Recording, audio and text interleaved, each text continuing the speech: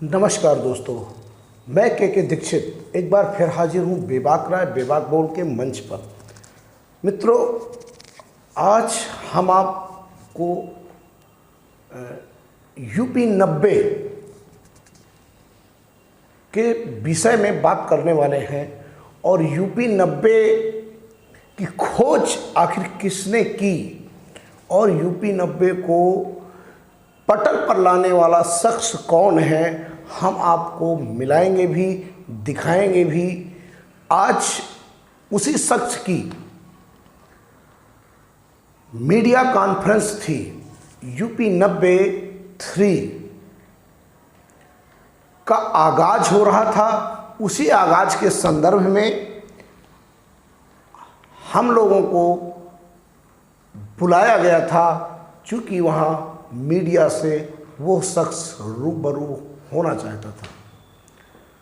तो पहले हम आपको मिलाते हैं उस शख्स से जिसने यूपी 90 को जीवंत कर दिया। आइए मिलते हैं। या अपना अस्तित्व मतलब खो रही हैं, क्या कहीं इसका वर्णन किया आपने? क्या बुंदेलखंड के कहीं दर्द को, जो प्राकृतिक संपदा नष्ट हो रही है, क्या कहीं इसको दिखाया आपने? देखिए कि हमारा जो पहला टारगेट ये था कि जैसे नदियाँ ये अपने, मैंने कोई वो नहीं है कि हमने यूपी 90 में ये नहीं दिखाया, लेकिन मेरे कई ऐसे प्रोजेक्ट हैं, आप मेरे चैनल पर जाकर देखिएगा कि मैंने केन नदी के लिए भी बहुत कुछ दिखाया हुआ। उस पर अगर आप मेरे चैनल पर सर्च करेंगे तो आपको मिलेगा। दरअसल यूपी 90 की बात की एक काल्पनिक कहानी थी और शुरुआत ही हमारी फिल्म की केन नदी पे ही एंट्री है। अगर आप पहला पार्ट देखेंगे जो मेरी एंट्री दिखाई गई केन नदी से ही दिखाई गई है। दूसरा क्या होता है कि हम अब उस पहलू को सामने प्रस्तुत कर सकते हैं, दिखा सकते हैं, लेकिन हम उस पहलू पे सुधार करने के लिए हम स्वयं सक्षम नहीं है। वो तो गवर्नमेंट या उसके लिए। आप इतनी मेहनत करते हैं, फिल्म बनाते हैं, अगर फिल्म से कोई सीख नहीं मिलती या उस फिल्म से समाज को एक दिशा नहीं मिलती, तो आपके फिल्म बनाने का मकसद क्या है? सिर्फ मनोरंजन? देखिए, हमारा पहला उद्देश्य तो एंटरटेनमेंट सबसे जो पहली प्राथमिकता है, क्योंकि ये हर कलाकार का एक उद्देश्य है। दूसरा उद्देश्य क्या है कि हम हर चीज़ पर एक, जैसे भी मैं बैक टच लाया, बैक टच शॉर्ट फिल्म लाया, वो थी बेटी बचाओ बेटी पढ़ाओ पे, नारी शक्तिकरण नारी सम्मान पे थी। वो टोटल ओवरऑल एक सामाजिक फिल्म थी, उसमें हमने मैसेज दिया, उसके लिए मुझे अवार्ड मिला। फिर मैंने उससे पहले मैंने एक और जित्या फिल्म बनाई थी, वो भी बेटी बचाओ बेटी पढ़ाओ के अभियान पे थी। उस पर मैंने बहुत सारी योजनाएं भी दिखाई थी कि हम किस तरह सरकार से फायदा ले सकते हैं लड़कियों के। आपने तो पूरा टोटल आपने फिल्म रखा यूपी 90 टाइटल है, जो बांदा की गाड़ियों का आरटीओ ऑफिस अलॉटमेंट करता है। तो यूपी 90 आपने एक टाइटल ली थी। इंडस्ट्री सशक्त हो जाती है, भोजपुरी फिल्में बनने लगी। आज मुंबई से लोग भोजपुरी फिल्मों में काम मांगने के लिए आते हैं। बुंदेलखंड में और भी बहुत सारे लोग हैं और बहुत सारे बैनर हैं, पिक्चर बना रहे हैं। एक धीमे धीमे करके एक इंडस्ट्री विकसित होगी। कल को लड़कों को यहाँ रोजगार मिलेगा। बहुत सारे प्रतिभावान बच्चे हैं, संगीतकार हैं, एक्टर हैं, लेकिन उनको भाग के मुंबई जाना पड़ता है। ये भी हो सकता है कि एक समय के बाद ऐसा टाइम आ जाए कि बुंदेलखंड में एक इंडस्ट्री स्थापित हो जाए, मुंबई से लोग यहाँ पे काम मांगने आए। बात सही है, यूपी 90 है। चूंकि 90 का प्रश्न नहीं उठता तो मैं प्रश्न नहीं उठाता। मेरा मकसद आपको के दिल को तोड़ना नहीं है। मैं चाहता हूँ कहानी हो, पर कहानी से सीख हो और मेरे बुंदेलखंड के युवाओं को दिशा निर्देशन भी मिले, सीख भी मिले, मनोरंजन भी मिले और साथ में उद्यम भी मिले और धन भी मिले। परंतु अगर निराधार, उसका कोई आधार ना हो और फिल्म बन रही है। इस संदर्भ में मैं आपको क्लियर कर देना चाहता हूँ, जैसे कि प्रवीण भाई ने बताया कि हमारी जो फिल्म है एंटरटेनमेंट दे रही है, युवाओं को मौका दे रही है, प्लेटफॉर्म भी दे रही है, साथ में इस क्षेत्र की तरफ लोगों को आकर्षित करने का मौका भी दे रही है। और जहाँ तक सीख की बात है तो सीख भी दोनों पार्टों में मिल रही है। मैं सीख के लिए आपको बता सकता हूँ कि जिस तरह पहले पार्ट में हम लोगों ने अवैध खनन के ऊपर काम किया, फिल्म में जो दिखाया गया माफिया राज दिखाया जी। और अवैध खनन के बारे में भी दिखाया गया, और उससे ये प्रेरणा ये मिलती है कि इसका अंत अच्छा नहीं है। और उसमें उस पार्ट में जो कैरेक्टर माफिया के रोल में मैंने काम किया वो जेल गया हूँ मैं। तो एक सीख ये युवाओं के लिए जाती है कि इस चीज़ों से दूर रहें और ये माफियागिरी से बचते हुए अपने भविष्य को सुधारने के लिए सही दिशा में काम करें। तो ये पहले पार्ट में दिखाया गया।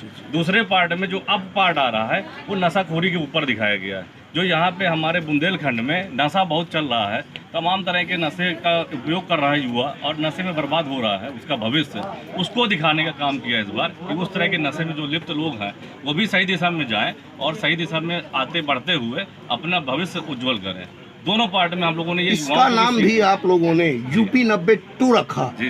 90 का मकसद क्या है? 90 यूपी 90 चूंकि बांदा का टाइटल है, बांदा का कोड है और इसलिए चूंकि बांदा के कलाकार प्रमुखता से काम कर रहे हैं और बांदा के परिदृश्य में आसपास के क्षेत्र में फिल्म बन रही है, इसलिए उसको केंद्र में रखते हुए यूपी 90 टाइटल रखा गया है।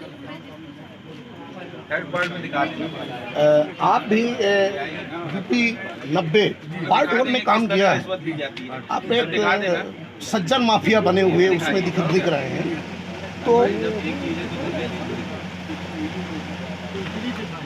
सज्जन माफिया बने दिख रहे हैं, इसमें आपने कौन सा रोल किया है रही, तो यहाँ युवाओं को क्या आप दे रहे हैं, मैं जानना चाहता हूँ। सबसे बड़ा उद्देश्य जो पिक्चर बनाने का है, आप समझिए, आपके सवाल का सीधा जवाब ये है कि सबसे बड़ी बात, जितनी बेरोजगारी बढ़ रही है, बच्चों को रोजगार मिलेगा। बुंदेलखंड में बहुत छुपी हुई मैंने उस फिल्म को देखा। उस फिल्म में आपने कहीं ना कहीं माफिया राज के विषय में दिखाया, परंतु ये जो आपने यूपी 90-2 बनाई, इसका मकसद क्या है और क्या बुंदेलखंड में जो नदियाँ अपना अस्तित्व मतलब खो रही हैं, क्या कहीं इसका वर्णन किया आपने? क्या बुंदेलखंड के कहीं दर्द को, जो प्राकृतिक संपदा नष्ट हो रही है, क्या कहीं इसको दिखाया आपने? देखिए कि हमारा जो पहला टारगेट ये था कि जैसे अब नदियाँ ये अपने, मैंने कोई वो नहीं है कि हमने यूपी 90 में ये नहीं दिखाया, लेकिन मेरे कई ऐसे प्रोजेक्ट हैं, आप मेरे चैनल पर जाकर देखिएगा कि मैंने केन नदी के लिए भी बहुत कुछ दिखाया हुआ है। उस पर अगर आप मेरे चैनल पर सर्च करेंगे तो आपको ये मिलेगा। दरअसल यूपी 90 की बात की एक काल्पनिक कहानी थी और शुरुआत ही हमारी फिल्म की केन नदी पे ही एंट्री है। अगर आप पहला पार्ट देखेंगे, जो मेरी एंट्री दिखाई गई है केन नदी से ही दिखाई गई है।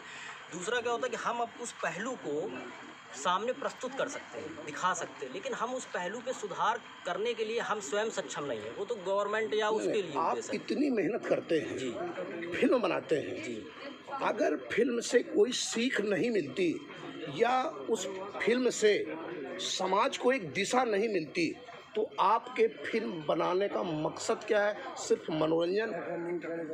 देखिए, हमारा पहला उद्देश्य तो एंटरटेनमेंट है, सबसे जो पहली प्राथमिकता है, क्योंकि ये हर कलाकार का एक उद्देश्य होता है। दूसरा उद्देश्य क्या है कि हम हर चीज़ पर एक, जैसे अभी मैं बैड टच लाया था, बैड टच शॉर्ट फिल्म लाया था, वो थी बेटी बचाओ बेटी पढ़ाओ पे, नारी शक्ति का नारी सम्मान पे थी। वो टोटल ओवरऑल एक सामाजिक फिल्म थी, उसमें हमने मैसेज दिया, उसके लिए मुझे अवार्ड मिला। फिर मैंने उससे पहले मैंने एक और जित्या फिल्म बनाई थी, वो भी बेटी बचाओ बेटी पढ़ाओ पे अभियान पे थी। उस पर मैंने बहुत सारी योजनाएं भी दिखाई थी कि हम किस तरह सरकार से फ़ायदा ले सकते हैं लड़कियों के लिए। आपने पूरा टोटल आपने फिल्म रखा यूपी 90 टाइटल है, जो बांदा की गाड़ियों का RTO ऑफिस अलॉटमेंट करता है। तो यूपी 90 आपने एक टाइटल ली थी बांदा में, पर बांदा में बनने वाली फिल्म अगर मनोरंजन के साथ कोई सीख नहीं दे पा रही, तो यहाँ युवाओं को क्या आप दे रहे हैं, मैं जानना चाहता हूँ। सबसे बड़ा उद्देश्य जो पिक्चर बनाने का है, आप समझिए, आपके सवाल का सीधा जवाब ये है कि सबसे बड़ी बात, जितनी बेरोजगारी बढ़ रही है, बच्चों को रोजगार मिलेगा। बुंदेलखंड में बहुत छुपी हुई प्रतिभाएं हैं, उनको प्रवीण जी ने बाहर लाने का काम किया है। आपने देखा, जहाँ भी कोई चीज़ की जाती है वहाँ पे एक इंडस्ट्री सशक्त हो जाती है। भोजपुरी फिल्में बनने लगी, आज मुंबई से लोग भोजपुरी फिल्मों में काम मांगने के लिए आते हैं। बुंदेलखंड में और भी बहुत सारे लोग हैं और बहुत सारे बैनर हैं, पिक्चर बना रहे हैं। एक धीमे धीमे करके एक इंडस्ट्री विकसित होगी, कल को लड़कों को यहाँ रोजगार मिलेगा। बहुत सारे प्रतिभावान बच्चे हैं, संगीतकार हैं, एक्टर हैं, लेकिन उनको भाग के बम्बई जाना पड़ता है। ये भी हो सकता है कि एक समय के बाद ऐसा टाइम आ जाए कि बुंदेलखंड में एक इंडस्ट्री स्थापित हो जाए, बम्बई से लोग यहाँ पे काम मांगने आएंगे। बात सही है, यूपी 90 है, चूँकि 90 का प्रश्न नहीं उठता तो मैं प्रश्न नहीं उठाता। मेरा मकसद आपको के दिल को तोड़ना नहीं है। मैं चाहता हूँ कहानी हो, पर कहानी से सीख हो और मेरे बुंदेलखंड के युवाओं को दिशा। आपने देखा, आपने सुना, आप मिले, एक शख्स है जिसका नाम है प्रवीण चौहान। प्रवीण चौहान ने इस पुराने बांदा जैसे पिछड़े परिवेश में आकर के बंबई जैसे महानगरों में होने वाली शूटिंग को बुंदेलखंडी बांदा की धरती में यहाँ की भाषा में बनाने का काम किया है। निश्चित तौर से प्रवीण चौहान एक कलाकार भी है और एक निर्माता भी है और एक डायरेक्टर भी है, क्योंकि तीनों काम प्रवीण चौहान ने बाखूबी किया हुआ है। प्रवीण चौहान से जब हमने प्रश्न किया, निश्चित तौर से हो सकता है प्रवीण चौहान से हम जो पूछना चाहते थे, चूंकि एक डायरेक्टर जरूरी नहीं है कि कुशल वक्ता भी हो, परंतु भाव उनका वही है जो वो बताना चाहते हैं। सच में प्रवीण चौहान ने जहाँ पर फिल्मी कलाकारों को सीखने के लिए इंस्टीट्यूट नहीं है, विद्यालय नहीं है, ऐसी जगह उन्होंने एक तरह से फिल्मों में काम सिखाने का काम और अपनी फिल्मों में लेकर के उन लड़कों में जो कला का प्रदर्शन करने का तरीका निखारा है और उन्हें कलाकार बनाने का काम किया है। ये एक सराहनीय काम है। खास करके बुंदेलखंड की जो चाहे बाम्बेश्वर हो, चाहे के नदी हो, चाहे कलिंजर का किला हो, चाहे रणगढ़ का किला हो, चाहे भूरागढ़ का किला हो, ऐसी बहुत सारी चीज़ें हैं जो बुंदेलखंड में पर्यटक को बढ़ावा दे सकती है। और यही काम प्रवीण चौहान बाखूबी करना चाहते हैं। जब फिल्मों में यहाँ की जगहों को संजीता से लिया जाएगा, दिखाया जाएगा, तो निश्चित तौर से जब लोग देखेंगे कि ऐसी जगह बांदा जैसी छोटी जगह में भी ऐसी चीज़ें हैं क्या, और लोग यहाँ आएंगे, तो निश्चित तौर से पर्यटक को बढ़ावा मिलेगा। और जब पर्यटक आते हैं तो आप भी जानते हैं कहीं ना कहीं रुकेंगे, और जब रुकेंगे तो कुछ ना कुछ खाएंगे, तो यहाँ के लोगों का कहीं ना कहीं भला भी होगा। हम प्रवीण चौहान का अपने इस मंच के माध्यम से निश्चित तौर से बांदा की तरफ से अभिनंदन करना चाहते हैं और ये कहना चाहते हैं कि आप लगे रहो, और एक दिन ऐसा आएगा जब बुंदेलखंड के बांदा की बनी हुई फिल्में बंबई जैसे शहरों में देश विदेश में तहलका मचाएंगी, और यह आशा ही नहीं बल्कि विश्वास भी है। आज के लिए बस इतना ही। जय हिंद, जय भारत।